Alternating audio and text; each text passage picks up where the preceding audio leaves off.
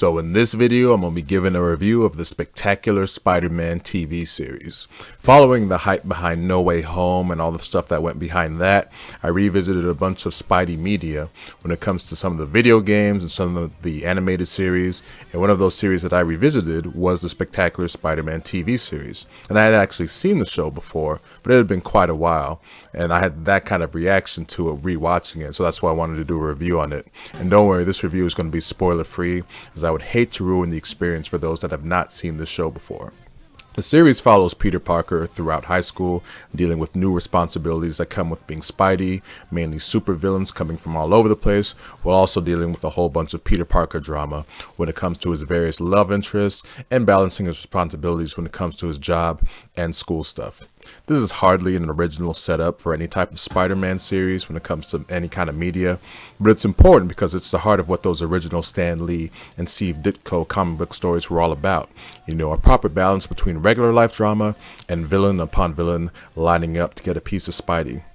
I mentioned the influence from the original Stan Lee and Steve Ditko stories, but a good amount of the series takes influence from the Ultimate Spider-Man comics, leading to a fresh take for these stories. For example, Norman Osborn looks like the mainstream regular universe version of himself, but his personality is right out of the Ultimate Spider-Man comics. And for Venom, the symbiote is from outer space like the regular comics, but Peter and Eddie's backstory and relationship is from the Ultimate comics. You know, this adds sort of like a fresh take for these stories and sort of works well for what they have going on in the show. In terms of pure personality, voice, character arcs, this is probably my favorite incarnation of Spidey himself, even what they've topped what they've done with the MCU version. It set the bar for me from what I expect from Spidey adaptations following this one. You know, the joking around, just his flair, his style, the personality, all of it is just top nuts, and I just love this version of Spidey. I mentioned character arcs, and a big part of that is following the love interest for Peter Parker, something that was the highlight for those original stories from the comic books. You know, Betty Brant, Mary Jane, Liz Allen, Black Cat, but at the heart of all of it is Gwen Stacy, and this show really showcases why she was Peter's first one true love. The other half of the drama obviously comes from the villains, and for most fans, the curiosity for any kind of Spidey media is really about the villains, you know, since we get to see different incarnations of them, and Spidey has arguably the best rogues gallery, with the only contender being Batman's. For the most part, this series really brings out the best out of what makes each individual villain work.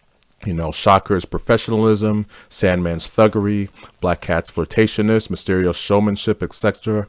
The only two villains that I thought weren't like the greatest were one, the Vulture, and that's just because outside of Homecoming, I think most incarnations of the Vulture are pretty lame.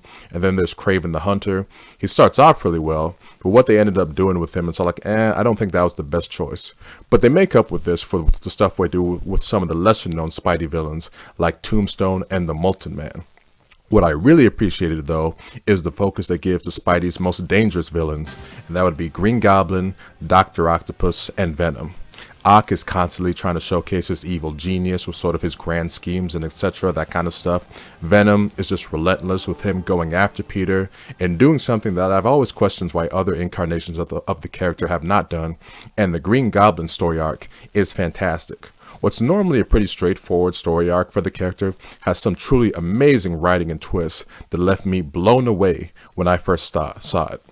The appropriate style and animation and attention is given to everything here. You know, the series animation style leads to some spectacular fight sequences in every episode throughout the show, and there's some truly smart storytelling devices, you know, whether it's sort of character interviews, reverse telling of a story, or pairing Spidey's drama with opera that goes simultaneously happening.